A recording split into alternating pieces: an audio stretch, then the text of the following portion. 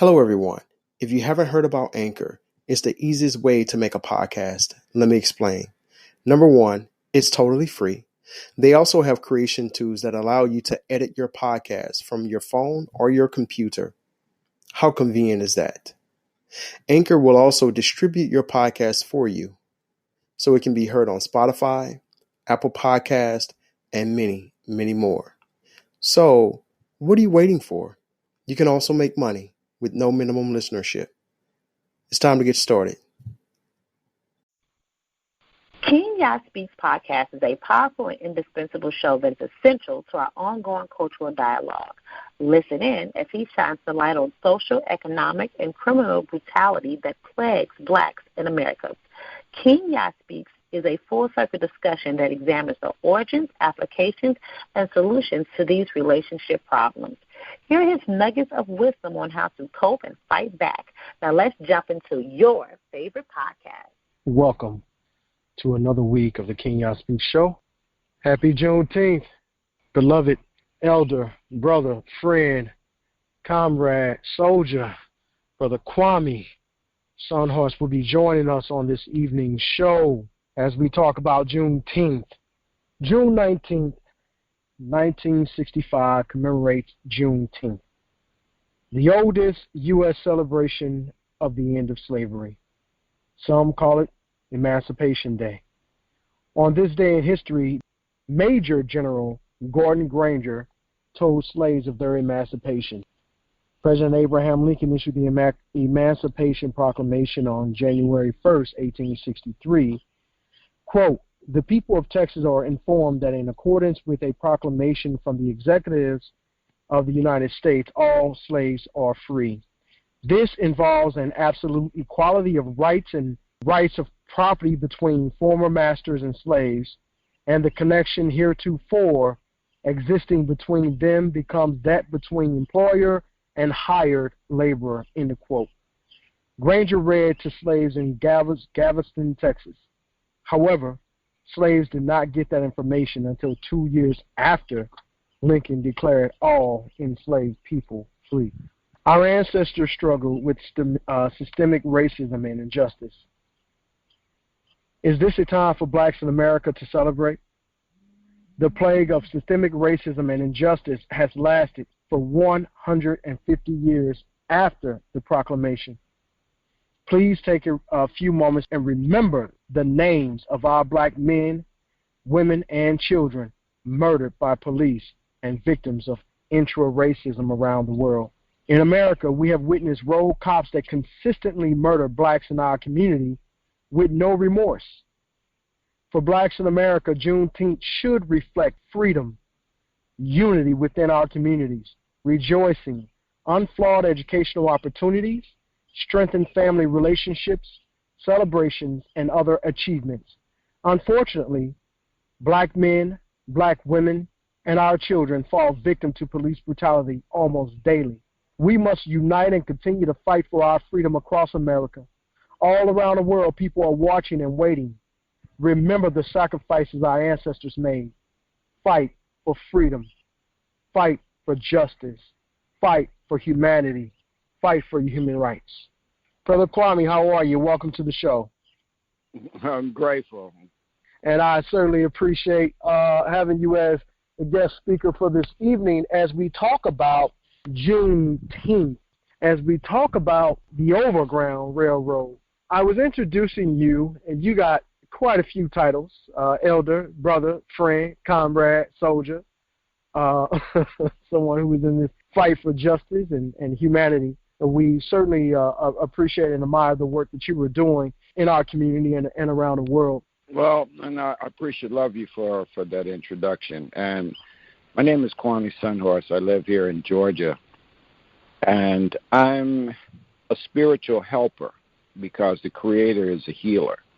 And so in my taking this journey in my life on this red road and the path in which I've taken, I've learned from elders before me and those that are now ancestors that we have to continue to work in giving the knowledge and understanding who we are as a people, where we have been, and where we are going. And these are the charges which I take and live my life path. So I'm honored to honor these ancestors by acknowledging, this day of celebration of our independence as Juneteenth. And so it's very important in how we understand how we got to where we are in this right now moment. The Overground Railroad is something that came out of Juneteenth, because before that we had this Emancipation Proclamation, Harriet Tubman would do the Underground Railroad and began to take people off the plantations and move them through nature, following the drinking gourd of the stars above, and take them to freedom. And these are some of the things in which we still are needing to do, because we're not totally free in the essence of what do we define freedom as, because emancipation only means transfer of ownership. So that's basically what I would like to share in and have us to have this discussion, because it's not about I, it's about we. We as a people, as King said, will get to the promised land. And the part that we're seeing right now is that we're still struggling and fighting, because you saw what we had to do coming back to the streets and began to protest and burn and do all the things. If we were free, we wouldn't have had to do this. So what we need to look at is how this day of June 19th came to be, which really it has a historical, even more connection to a lot of things that we do that we're not understanding that this is what it came out of.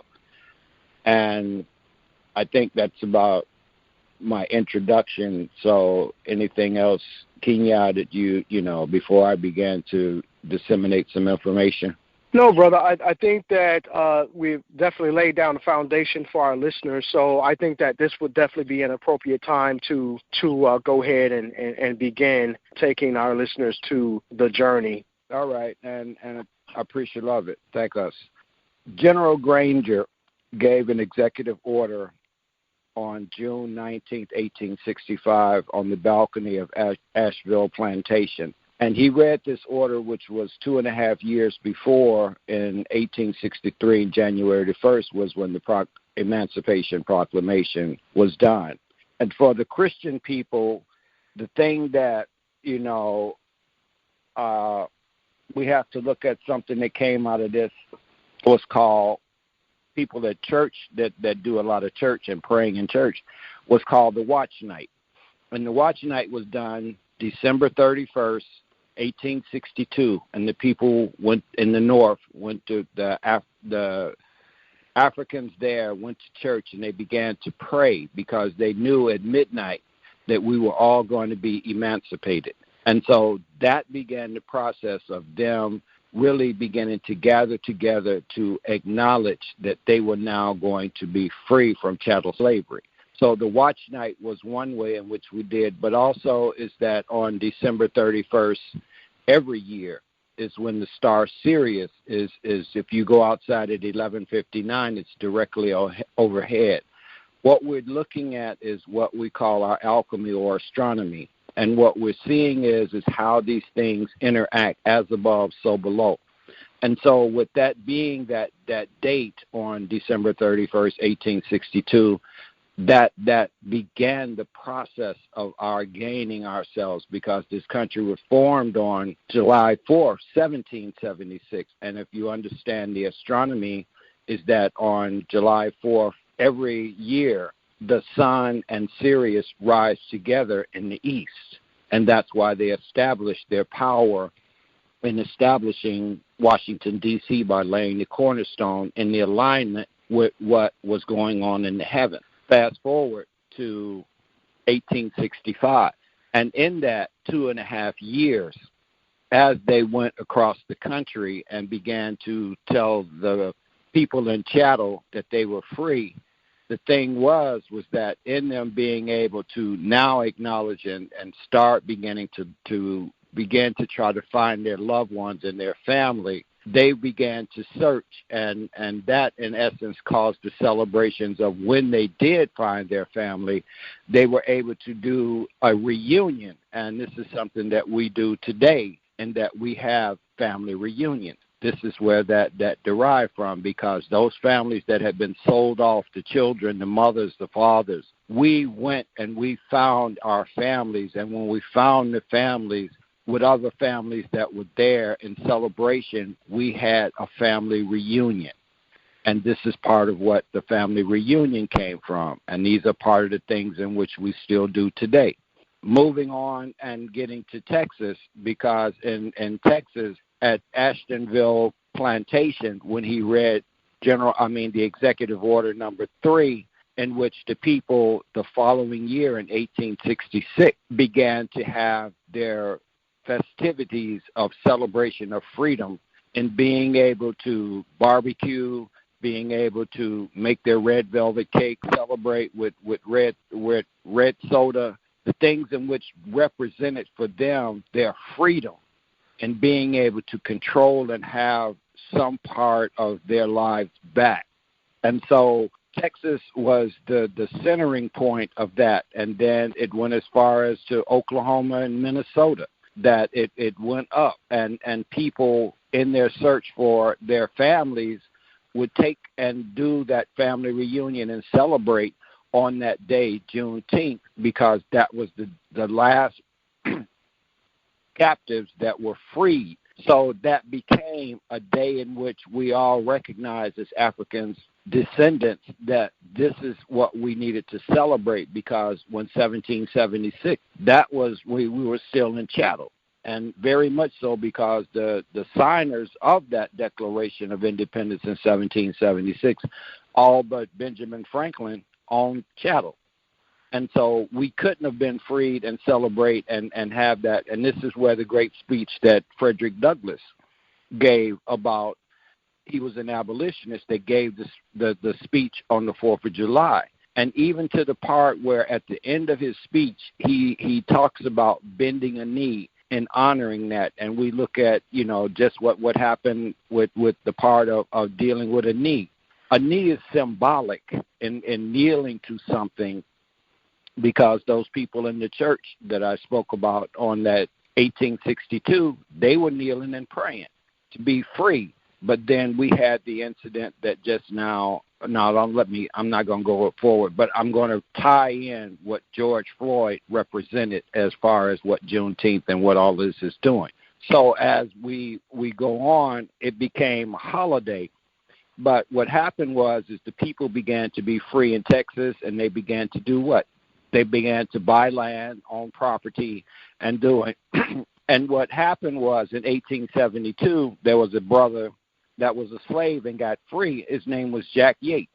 Jack Yates got up enough wealth to where for them to be able to celebrate Juneteenth, he bought the land that is the park that they celebrated on for their Juneteenth celebrations, because that was in the era where Jim Crow was beginning to raise its head.